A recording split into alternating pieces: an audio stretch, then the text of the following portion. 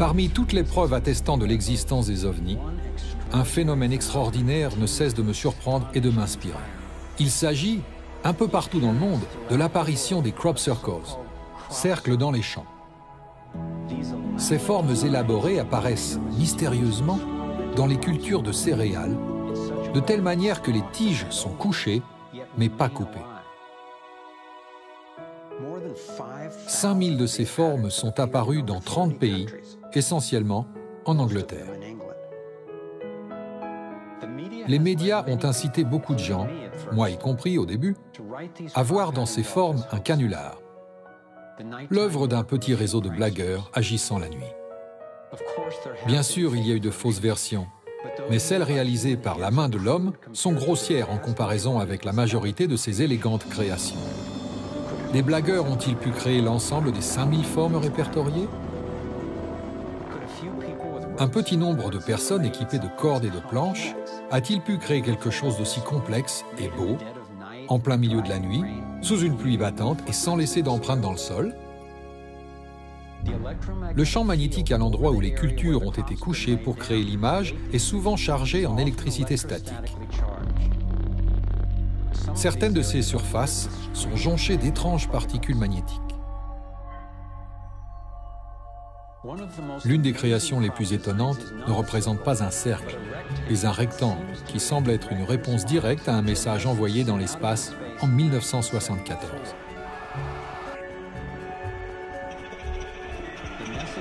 Le message était un signal radio indiquant la localisation de notre planète dans le système solaire et la présence des terriens, envoyé dans l'espoir qu'il puisse être reçu et interprété par une intelligence extraterrestre.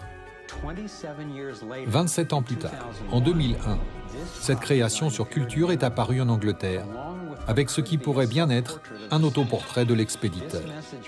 Ce message correspond au format du signal de la NASA et décrit un système solaire différent du nôtre. Il fournit une image de l'expéditeur, de l'ADN non humain et une antenne micro-ondes qu'ils ont apparemment utilisée pour communiquer au lieu de l'antenne radio que nous avions utilisée. Le symbole de l'antenne était apparu une année auparavant exactement dans le même champ, juste à côté d'une antenne radio en service, similaire à celle que la NASA avait employée pour envoyer le signal original. La NASA continue de nier tout contact extraterrestre, quel qu'il soit.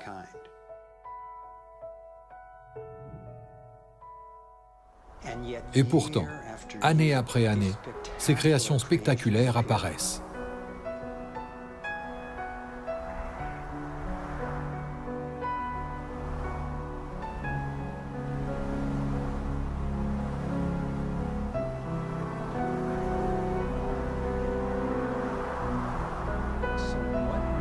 Que peuvent-elles donc signifier?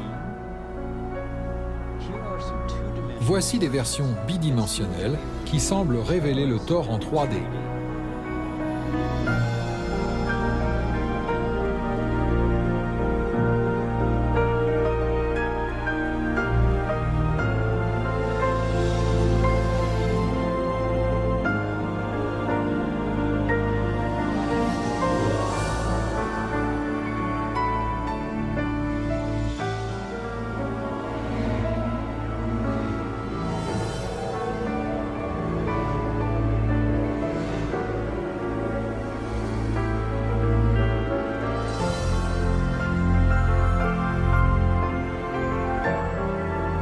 Et ici, nous avons le vecteur équilibré.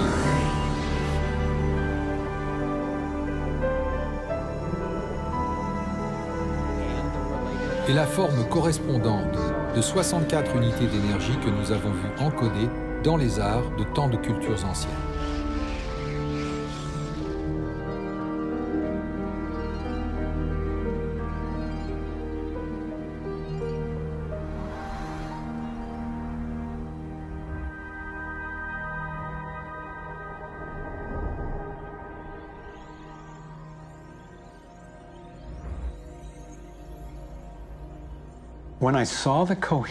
Lorsque j'ai constaté la cohérence entre les crop circles et les encodages antiques, j'ai pensé sans me préoccuper de qui les avait créés et de leur provenance, que ces dessins devaient avoir un rôle important. Ils sont tellement cohérents. J'en suis venu à croire que le modèle du Thor et le Vector Equilibrium, particulièrement sous la forme du cristal à 64 tétraèdres, nous montrent comment l'énergie fonctionne dans l'univers, afin que nous puissions apprendre à nous aligner sur elle. Je crois qu'ils nous fournissent un modèle pour accéder à l'énergie d'une manière propre, sûre et illimitée, ainsi qu'un nouveau moyen de propulsion. Quel message plus important pourrions-nous recevoir, surtout maintenant, de leur point de vue, étant donné que nous commençons à étendre notre emprise négligente au-delà de notre planète?